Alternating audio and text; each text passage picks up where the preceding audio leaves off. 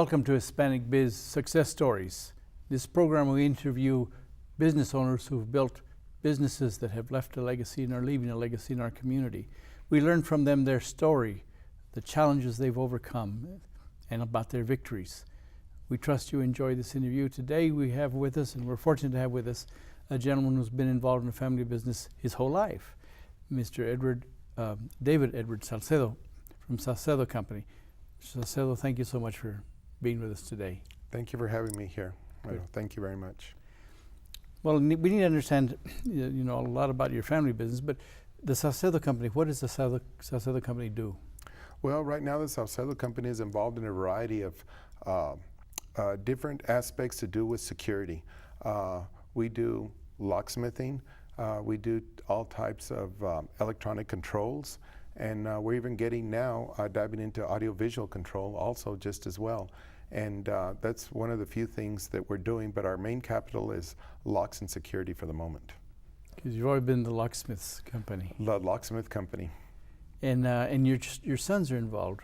Yes, David and Mauricio. David is my eldest son, and Mauricio, my youngest son, are both involved in the business. There's a funny story, and we might touch on that a little bit later on how they got involved in the business. But I do have my two sons. Very fortunate to have my two sons working for me, and that I get a chance to see them every day at work. Very few can say that. I'd say one of them is my heart, the other one's my soul. And you have other children? Yes, I have a daughter that's also, it's a CPA, and she lives in Dallas. Oh. And she provides us a lot of support also in as far as the money end of it goes for the store. And my wife is also very involved in the office too. She's involved. Very involved. Well, tell me about the Saucedo Company. Tell me about the history of how it started. Well, my grandfather started the first, one of the first key shops back in El Paso back in 1917, Silvano Saucedo. And from there, even through the Depression and all the years that he went through, and he had three sons, one of them being the youngest, my father, Edward. And so they were all, even though my father was very young when he passed away, but my father remembered a lot of what he had been trained by his dad. And it continued all the way through. They had sold his original business. They'd sold it to another prominent family here in El Paso. But my father had still stayed on in with the lock business one way or the other. And where we are now on Copia Street, believe it or not, we've had the same phone number and same address since 1956. Really? When he first started there. So you grew up working for your father? Since I was 5 years old, believe it or not, Really? all my life. So you've learned, you know locks and locksmithing and everything else, breathe and eat them and everything. But that's something you enjoy. Oh, it's something that I love. I look forward to going to work every single day. I look forward to putting that key in the lock and opening up the door, because it's something that very few can say, and that we're able to go 4 generations doing this now. I think it's really great. So how do you do that? How do you pass that on? Well, it's very difficult. In the very beginning, I to be quite honest with you, I didn't want my boys involved in the business, because, as you know, a family business, it's always it's a struggle, but it's a fun struggle. It's having to go at it every day, give it your 110%, and sometimes there's good days, sometimes there's bad days. And so my wife and I decided early on that we wanted our kids to get the best possible education that they could get, go to work for somebody else, put in their 20 years and not worry about it. So our plan was to set that out for them, to go ahead and get them. David was our first one right out of school, went to Cathedral. He turned around, got accepted to Notre Dame, graduated from Notre Dame with a degree in accounting, went to work for a Fortune 500 company, local, was in charge, I believe, of their international tax department over there, and did very well. I thought, okay, thank God, I did great. My daughter also went to Loretto, also graduated from Notre Dame, also got her degree in accounting from there, and got her CPA, and went to work for a huge firm in Dallas and did well. I said, good, thank God, we're done. So Maury, my youngest, another Cathedral grad, got accepted to Cornell, great. got a job, graduated there, got a job with a huge hotel chain in Atlantic City that, by the way, is still open. It wasn't one of the ones that closed up. I thought, great. I told my wife, we're done. We don't have a thing to worry about. So I said, we'll be empty nesters and sit back and enjoy whatever comes in the office is fine. And all of a sudden, there comes David knocking on the door, wanting to get involved in the family business. And I said, no. I said, it's not going to happen. You guys are doing well, and everything. Says no. And pretty soon, he starts, I think, talking to his little brother about it and says, I want to get in. Says, you know what, I think we need to go to work. They call me Papi. I think we need to go to work for Papi because we can really do something with a business because we have the name that's been around for so long. You have, says, you're a legend in town. I said, no, you don't. Well, consequently, I lost the battle, and they're both with me. That's good. And they're going to take the business to. And they'll go and take the business to the next level, and they'll eventually wind up with the business. That's right. And that's how you ended up with the business. That's how I wound up with it also, you know. And I sort of wanted to dabble in the business. My mother never pushed me to get away from the, you know, business. I guess they wanted to always have a helping hand. I did do a short stint with the sheriff's department, but that was usually in the evenings or things like that. It really didn't bother the business at all whatsoever. So I still had, other when I wasn't there, I still had my hands on involved in the business. But my parents welcomed me to be there in the store, and I enjoyed working with my parents. It was a lot of fun, and my sister that was there at the same time.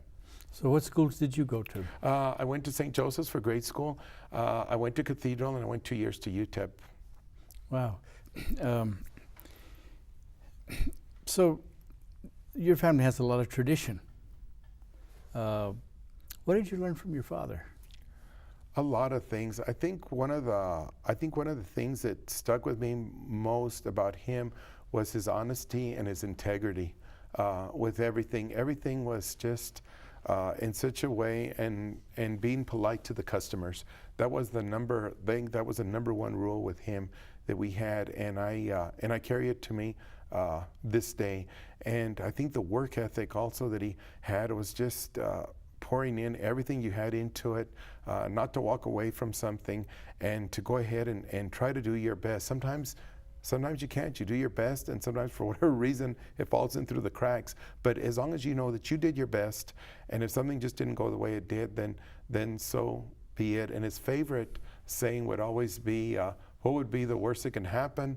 And if it doesn't, then continue going forward. Wow.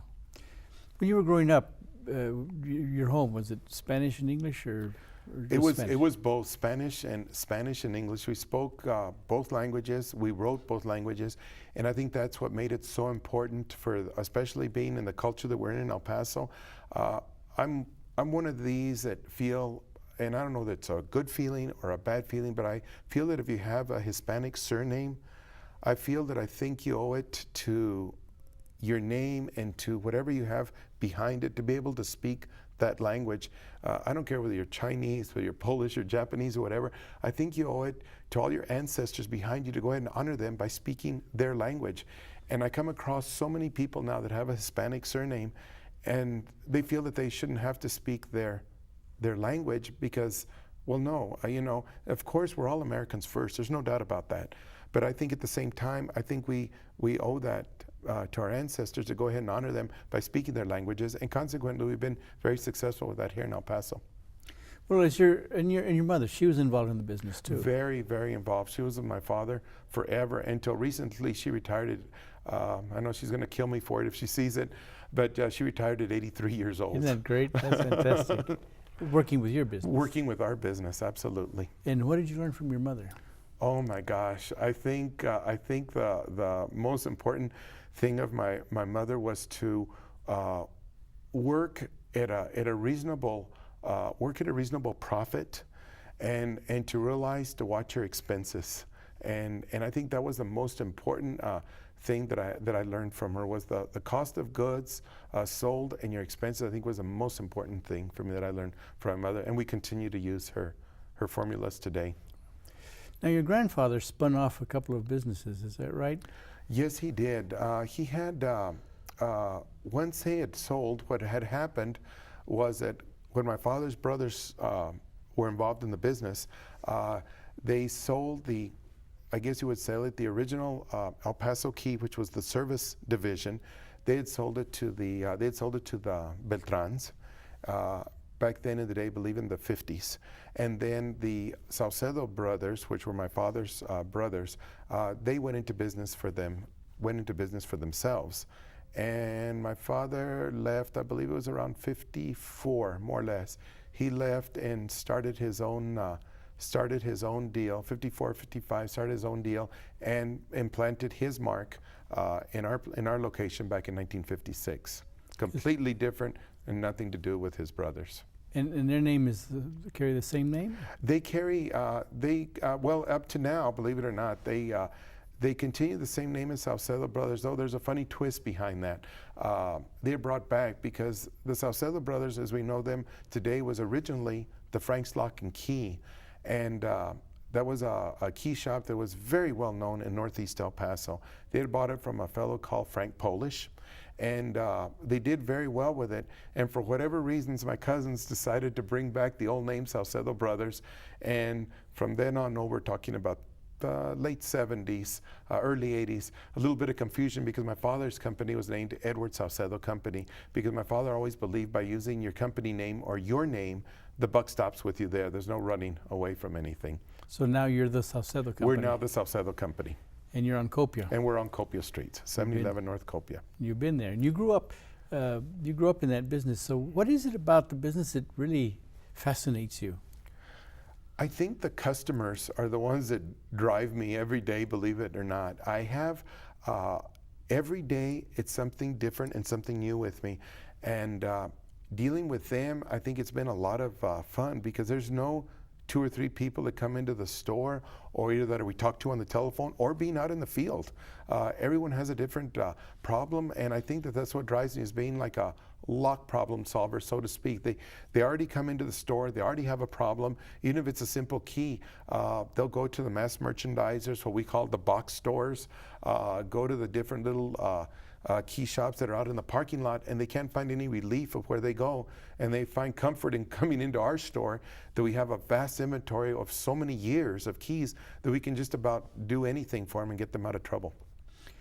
So what is the lock business all about? I think the lock business is all about going back to almost to the old Roman days, I think, of being able to have security and peace of mind above all.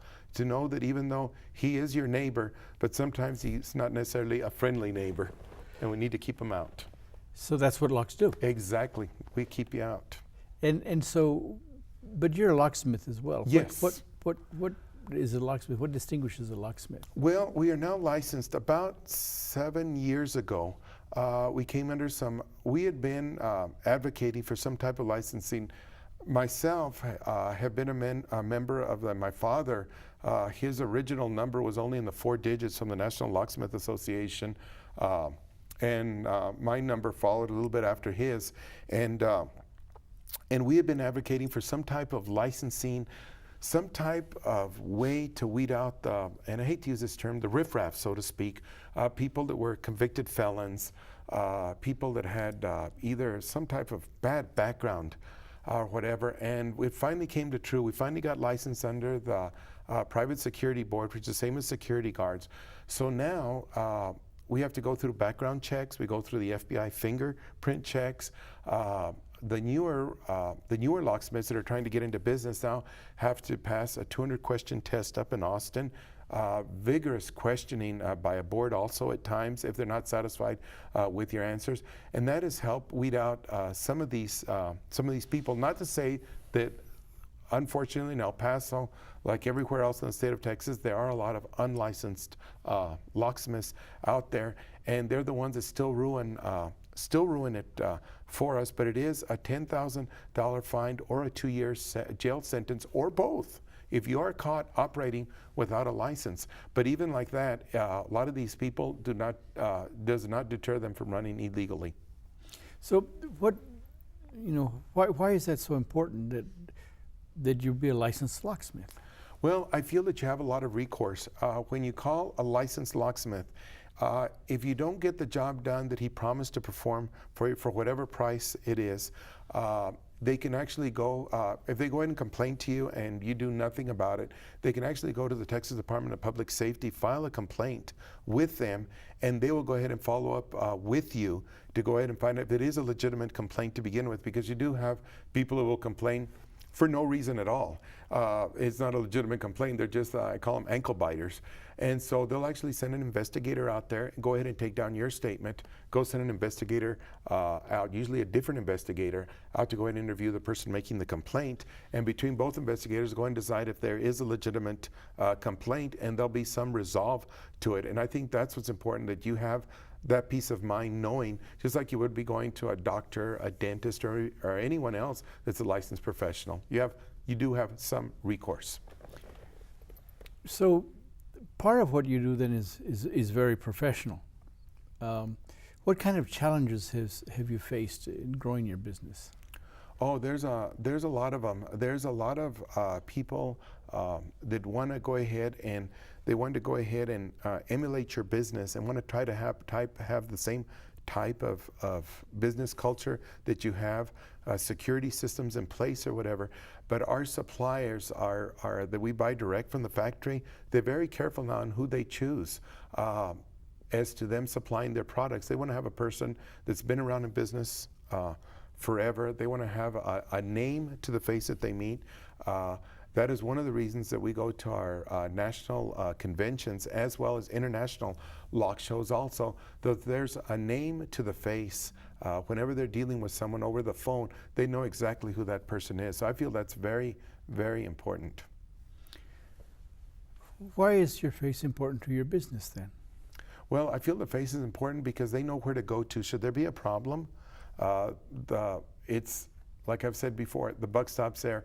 I'll go to a lot of these membership stores, which I may call them by name, by Costco, Sam's, and there's like a Saturday disguise that I wear sometimes with a cap and T-shirt and cut off shorts, and I'm walking the aisles, and you'd be surprised how many people will pull me out of the aisle and say hello to me. They'll recognize me as being the lock guy and say, "Hey, Saucedo, ¿qué pasa? Saucedo, ¿cómo estás?"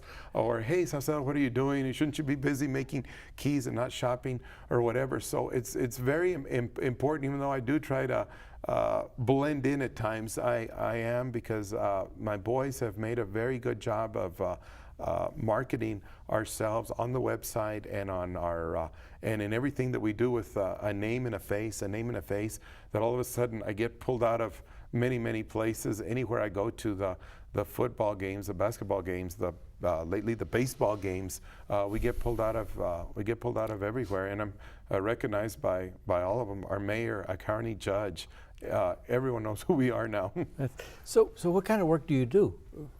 You do work for large organizations as well. The majority of our business, yes, is almost 98% commercial, and the residential that we do is spins off of our commercial customers. So whoever knows the commercial customers, those will be our referrals. So we do work for extremely large organizations. We have the hospitals, government, any of them, almost any of the larger businesses here in town are all secured by us. So what do they need from you? A lot of it is key control. They're so big that they have no idea, well, they do now that they've dealt with us, but they have no idea who has keys to their buildings, keys to their offices. They're just wondering, what they did before was they would go ahead and have a regular standard key for their office, and little do they know that same person that they handed that key for the office would run out to one of those big box retailers, get a key made, 2 or 3, and before you know it, they have an extra 2 or 3 keys to the office. I had no idea.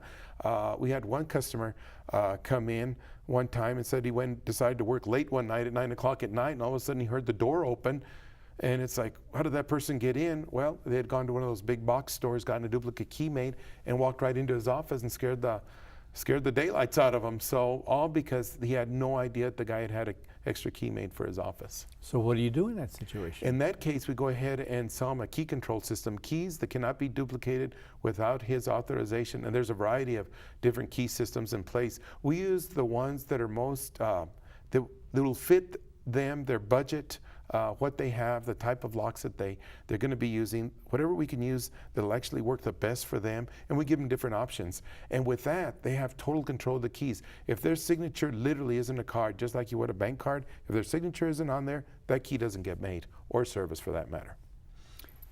So, you know, it's almost like car keys now. You have to get approval to do car keys. Just about. If a person wants to get a car key, even with a title, the poor car dealers, over that rash of cars that were stolen, unfortunately, or being used to pass drugs, the car dealers now have, thank God now, they've really raised up their standards now. Now they're asking for a copy of the title, car insurance, and ID, photocopying all that, and then they can make a key off of the VIN. Do you do that too? We don't do automobiles. Okay. You got out of that. We got out of the automobile business.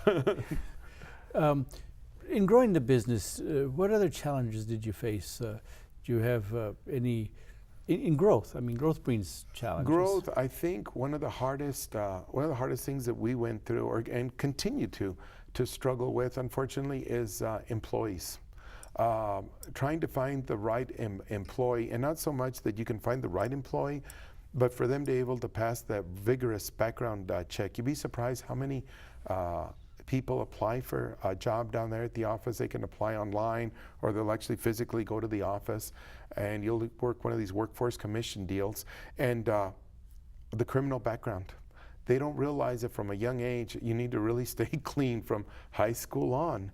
And I think that's our biggest challenge. You can find the nicest guy in the world, great work ethic, knows what he's doing, but he has a criminal background, he's gone. You cannot accept it. And I think that's one of our most challenging problems that we have, is adding to the growth of our business and getting qualified employees, is to making sure that they follow those vigorous guidelines, and that we ourselves, but the funny thing about it is that we always adhere to it anyway, way before the licensing came on. And my father would always have this, he'd always have this one standard, besides our own background check. My father says, if for whatever reason you would not want to have that person sitting dinner with your own family, do not hire them. Because why should you allow them into someone else's home or someone else's business? If you would not allow them to eat with your family, why should you allow them to step into someone else's home?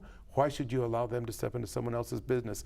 And with that criteria, that became even more, that even became a tougher deal, and says, make sure that that person, has the ability to be able to mingle and be a good person also. Wow, wow. And so, because you train people that you hire. Yes, we do. And you give them vigorous training? And we extremely vigorous training. We also have factory representatives that come in about every 6 to 12 weeks. They come in and we ask them to set aside a day for us. It's usually on a Saturday because it's so busy Monday through Friday to hold. And we have our own continuing education ourselves at our office on Saturdays when the factory reps come in. And what we do is we specifically aim to get ACE instructors, and what they're called ACE instructors, they're from the Associated Locksmiths of America. They're certified by them, and with those ACE instructors means that the hours that they give you of training are actually certifiable for the CEUs that you need for the state of Texas. So we have our own, we actually have our own in-house training by factory representatives that are actually ALOA certified instructors. Wow. So how many employees do you have now? Right now at the present time we have 7 of them. And so in growing the business, the industry's changed. Completely. So how do you step up to that? It's technology now, right? Well, technology, we ourselves, besides the constant training that we have, we're in constant contact with the factory with the newest of items. David and Maury stay on a first name basis on the tech support people, as well as the people that are coming out that are working in the factories with the newest innovative items. And they're constantly sharing ideas with them of new items, and they're getting their opinions as to how they feel those new products will fill in the marketplace.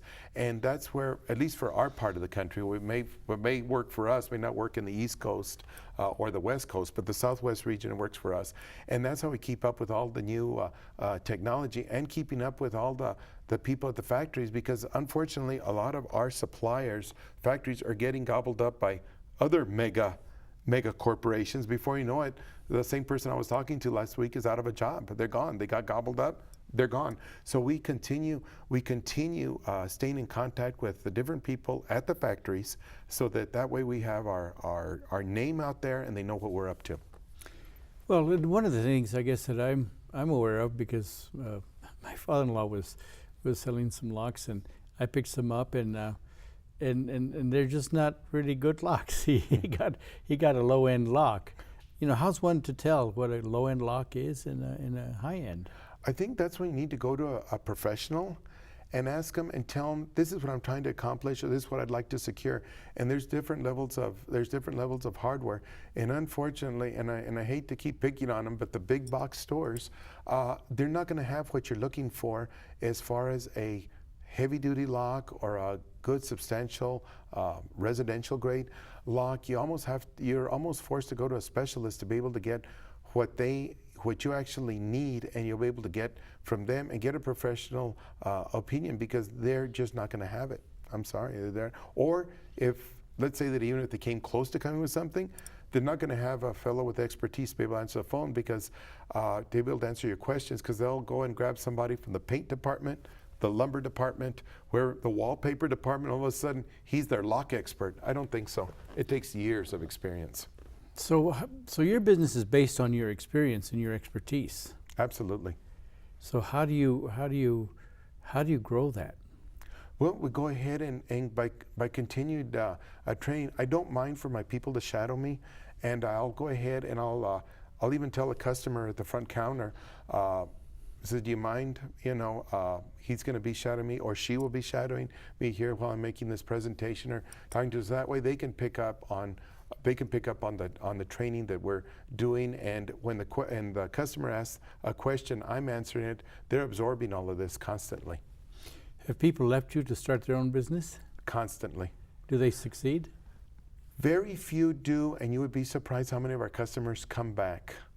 Very few have, very, I can almost count them on maybe one hand, that have maybe succeeded in what they've done. And of those that have succeeded, they either had my blessing, that they, and we still help them now, and they still come back and ask for help or whatever, and they've had my blessing. The ones that haven't succeeded just didn't have my blessing to begin with, and they probably weren't going to succeed to begin with. Well, it's fascinating to learn about the key business, but about the family name and the legacy. So you grew up in the business. Completely. And you like the business. Love the business. And your sons, you have 2 sons and a daughter, and your sons went off to college and had a career that was growing. Exactly. But they came back to your business. Why did they come back to the business? Well, they felt that, number one, probably felt I needed help, because it was actually my wife, myself, had a few employees, and they felt that there was a name brand and a recognition that they could go ahead and build on, and it was so important to them to carry the business into a 100-year legacy and a 4th generation legacy, something that's almost unheard of here in El Paso, and for that matter, all over the country. So your business is primarily what kind of business? We're in anything to do with security and locks and keys, safes, basically the old locksmith deal of have you all wrapped up. If it has a keyhole in it, we can take care of it for you. And now things are going electronic. Completely. So what did your sons see in the business, in what you do? Well, they saw a lot of changes as far as marketing goes. They saw as far as technology changing also, how the new hardware coming in, digitalized locks, biometric locks, a lot of locking systems that we were touching on, but we weren't involved in so deeply. And now they're very, very involved in making sure that El Paso has the latest in technology and hardware of all types of systems, going from one standalone door for a home, all the way to complete school lockdown systems. That with just literally with a 3-digit code, you can lock down an entire building for schools. And that's something you understand and you implement and you install. Yes, absolutely. So, so how long have your sons been working with you now? My sons have been with me almost, let's see, David, almost, what, about 3 years, and Maury about 2 years. No, take that back. I'm sorry. Maury 3 years, David about 2 years. So what difference do they bring to you as running the business?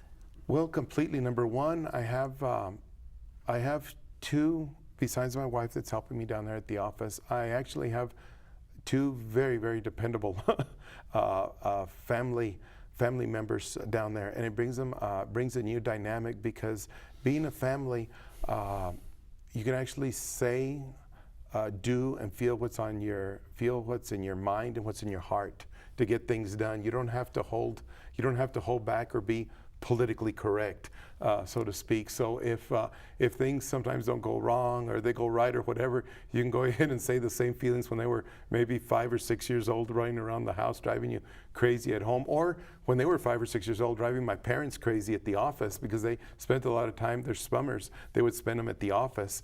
And so the same way, the same actions that would happen when they were little, being 5 or 6 years old, you don't hold back. You just go ahead and say what you feel to get things done. Are there tensions in family business?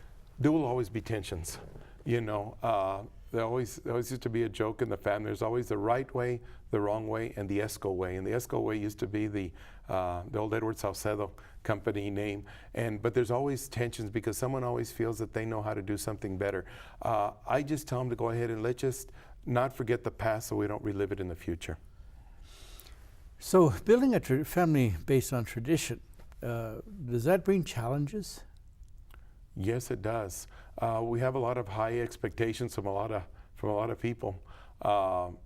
If Maury or David, when they go out and call on a customer, or simply by the customer coming into the store, or even myself for that matter, since our last name carries the name of the store, it does bring that dynamic challenge of, they expect for you to take care of whatever it is. There's no going to go see a manager.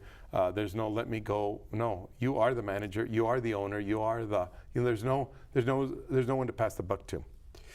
But you're a master certified locksmith. Yes. And your sons, are they certified? Yes, they are. Believe it or not, David and Maury are also certified locksmiths, also licensed by the Texas Department of Public Safety. Both of them are.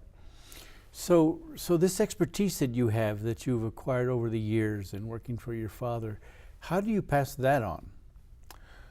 Well, I think part of that was passed on since they were little. You know, as far as they were fortunate enough to work with my father, because my father died, was it 7, 8 years ago, and so they were already in college when my father passed away. So they got a chance to work with my father when my father was still well. Unfortunately, he had Alzheimer's, but they got to work with him before the Alzheimer's actually latched on.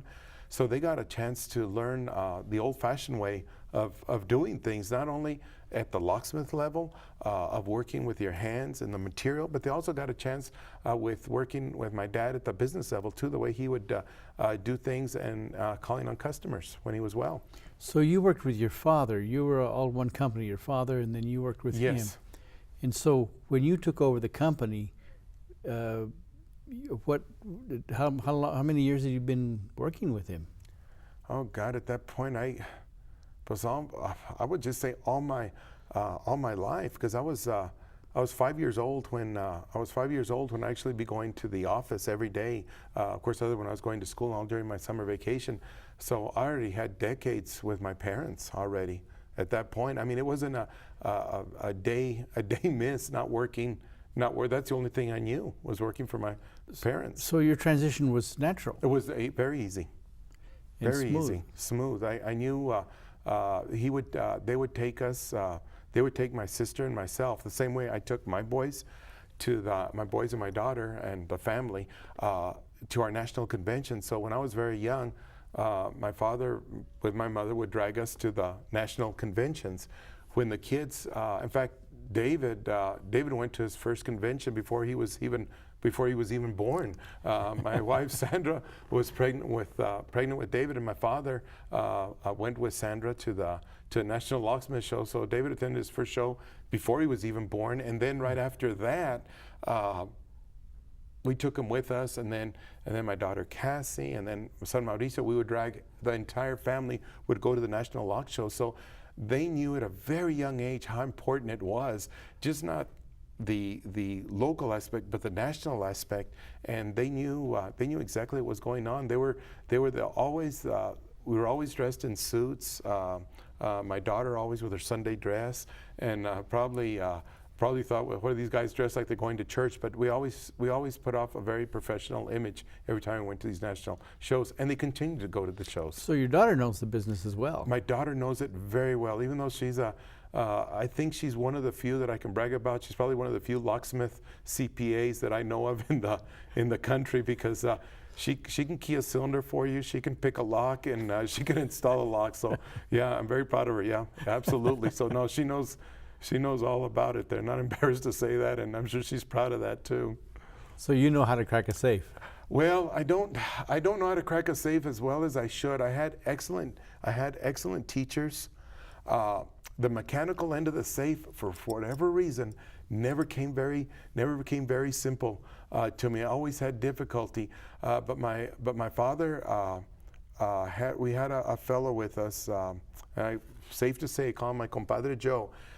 He was like a brother to me.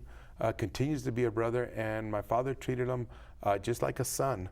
And believe it or not, he is one of the best safe crackers in the world. Really? And we're very fortunate to have him here in El Paso. Extremely trustworthy, and I'll tell you how trustworthy this guy is. Not only does he have a key to our business, he also has a key to my parents' home, and he also has a key to my home. And we're very, very proud of my compadre Joe. And I just, he is more like a family, and he's also the kid's godfather also.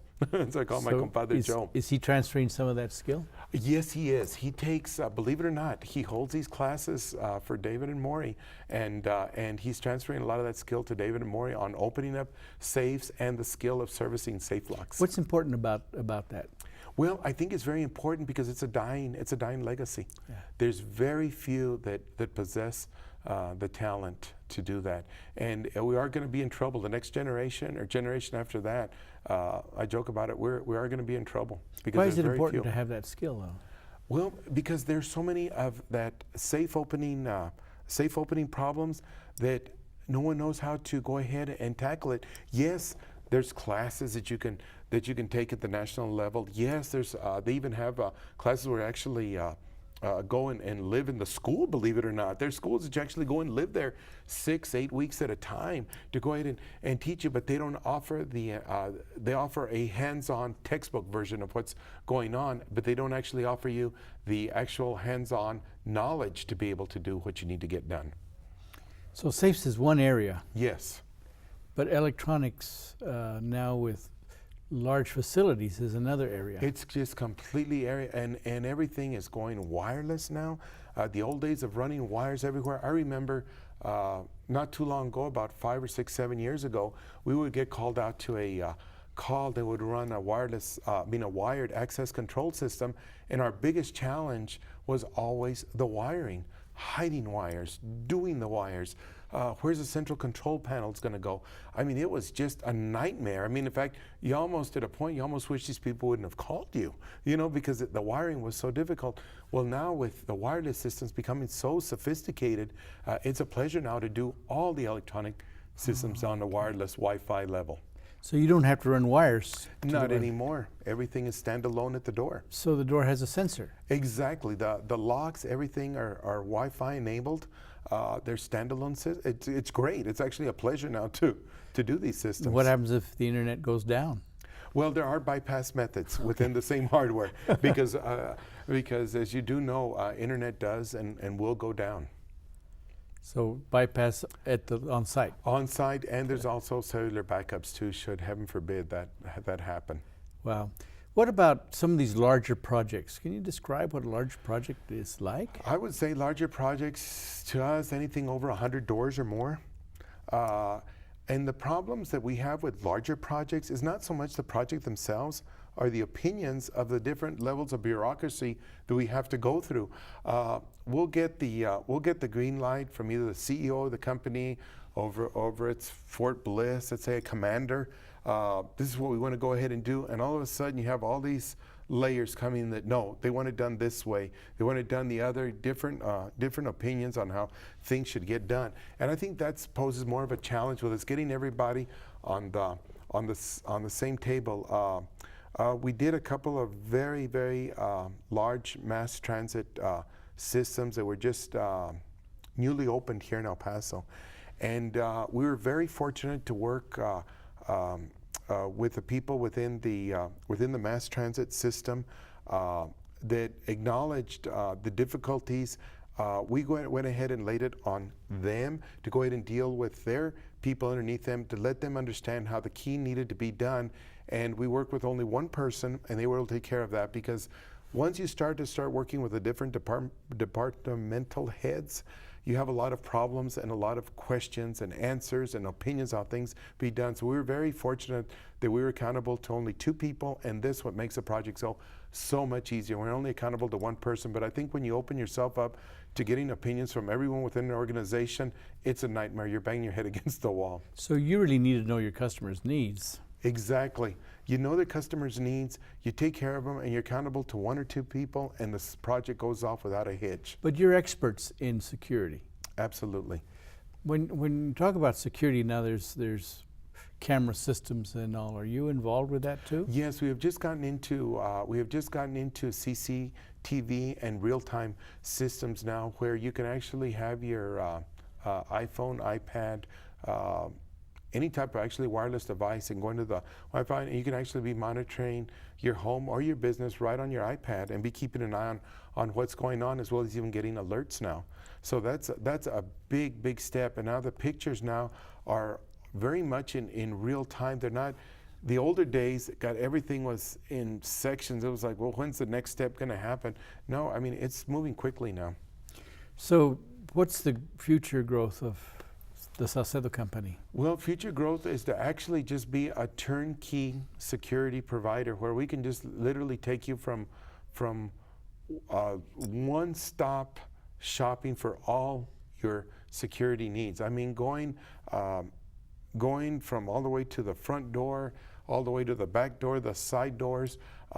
It won't be too far long down. We're already networking already with a security guard a company that happens to be family related, to go ahead and provide a total turnkey job for the customer, where they can literally do one-stop shopping with us.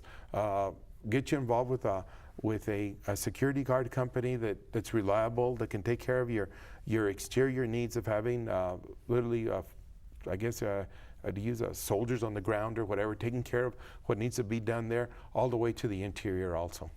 And so your sons now, where are they taking your business? Where are they taking it to? They're taking it literally to the next level. They've opened up an online store already.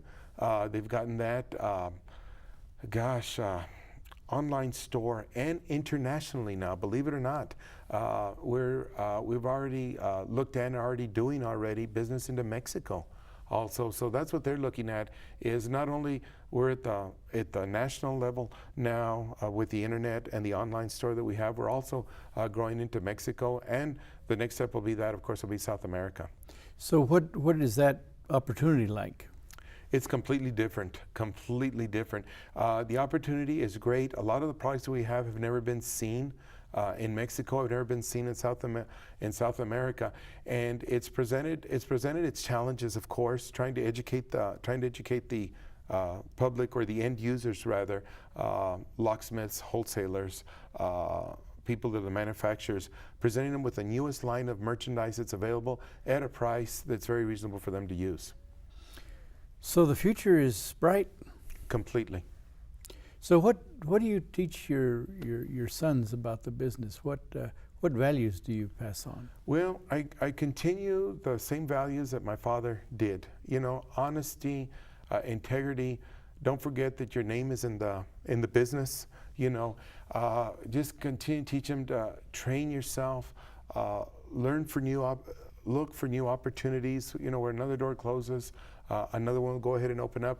I know a lot of times there's a little bit of discouragement because we'll go through a lot of trouble laying out a system or a plan for a customer, only to have some person come in from out of town, just pull the rug out from underneath your feet, and you're wondering, well, how in the world did this happen? What did they do? What did we do wrong? Because we did everything right that they may have taken. Later, only to find out that that person that came in from out of town actually didn't provide the same products and services that you were going to provide. And all of a sudden, and you go back to the customer and tell them, hey, it says they weren't comparing apples to apples, man. This was apples and I don't know what, oranges or something else. And to try to re-educate the customer, by that time, though, sometimes it's too late. So as the business grows, the technology grows, you're prepared with your sons in the business now, but it looks like this industry is going to grow even larger than because of technology, but because of the security needs. So why is the family legacy so important in that? Well, I think people will find comfort in knowing that when they deal with us, that they're dealing with a 100-year-old, almost 100-year-old name, taking care of them. They feel that there's some type of a bond between what we do with them and what their needs are. It's not a runaway, like I'm here. There's, unfortunately, in our business, as I'm sure in all types of business, there's nothing but opportunists. And they play, especially in our business, they'll go ahead and play on your feelings, use scare tactics and things like this, only for them to be the ones that you should actually be scared of and everything else. And that's a very scary situation out there right now. As I'm listening to you, I'm beginning to understand, since I've known the name since all my life, that you're part of the fabric of this community. You've been providing a service to this community, and you continue to do that. But as your business grows, the important thing is that it has sustained itself to grow. And so what is the key ingredient? We've talked about some values, but the key ingredient to that sustainability of your business, I mean, what has it been? Has it been you being there? I think a lot of it is the reinvestment into community. And if I may add, we started a national campaign, Keys for Kids. We started at a local level, and David actually and Maury took it nationally to reinvest in the community. I think that's our sustainability.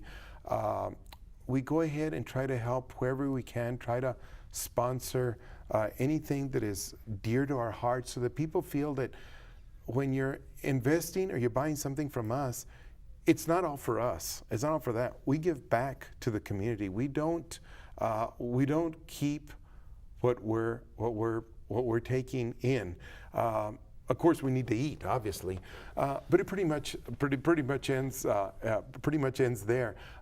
We give back to the community. We're always in charitable causes, supporting runs, supporting any. I'm not embarrassed to say Catholic charities that are in need of our help. Knights of Columbus, the dioceses, wherever we can go ahead and help and be a part of anyone that's underprivileged or anything like that, we give back to the community. So I think that's provided in our sustainability as far as the business goes. When you're buying from us, yes, we take a little bit out to eat, and then the rest, of course, goes back to the merchandise, the cost of overhead, everything else. But you know what? The other part goes back to the community. We buy local. We try to stay local and continue to provide to the infrastructure of El Paso. And you're a member of the Knights of Columbus. Yes, I'm a member of the Knights of Columbus. In fact, all three of us are, believe it or not. Really? All three boys. Yes, we're all in the Knights of Columbus, and it's a very, very good organization. David sits on many city boards also. I believe Maury sits on a board also. So we're constantly taking away and said, well, you're sitting on a board, yes, but the time that it takes is time they could be involved in the business. They're taking that time out of the office and giving back to the community and back to the input. Why is that important? Oh, completely. number one, to go ahead and let the city know and the county know what needs to be done. So because when we grow, we all grow. It's just not the Saucedo company. It's not the Saucedo company growing. It's community college growing. It's UTEP growing. It's all of us. It's Southwest University growing. It's all of us growing together. It's all the schooling that El Paso has that we need to go ahead and give back to the community at all levels. Number one, education. We're a very firm believer in education, but also nonprofits and everything else. And if we can continue feeding and fueling what we do and giving to the community, we all grow. I mean, from the unborn child all the way to the elderly and everything in between, we can continue progressing as a town. And just like when I came in, the young lady told me, says, now that her son comes into El Paso, says, wait a minute, it's starting to look like Dallas. Wait a minute, it's starting to look like San Antonio. Wait a minute, it's starting to look like Austin. Hey, you know what? We're in El Paso, and that's where we're going. Wow. So you're coming on 100 years, your family name and business. What is your legacy, and what is it toward your future? Well, our legacy is to leave El Paso a better way than when we started back 100 years ago. Our future is maybe, God willing, I hope be around to go to a 5th generation. Right now, I just have granddaughters, and I'm ribbing David. He and Mariana are expecting their first child, and I'm ribbing him that it's going to be a boy. But if it's not a girl is great. But we're looking forward to maybe possibly carrying it on to fifth generation. But there are women in the industry, right? There are definitely women in the industry, and if these Saucedo women should get involved in this industry, be rest assured they'll be a strong impact in El Paso.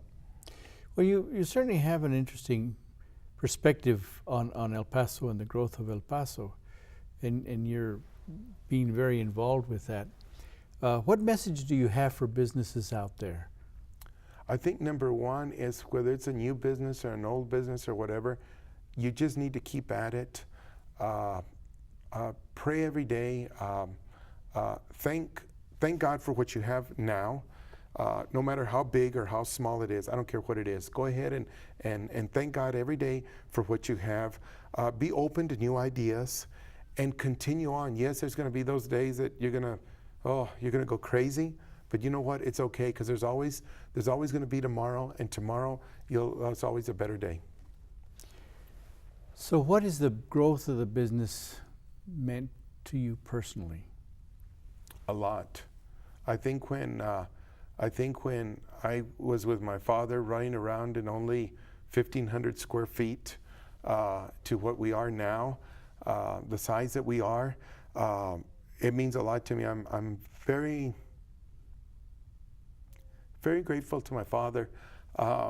His vision, when we did our huge expansion back in the 80s, his vision, my sister's vision, my mother's vision for where the store was going to go, I'm so thankful every day that they gave, because they had so many opportunities, all three of them, to just say, you know what, it's not worth it.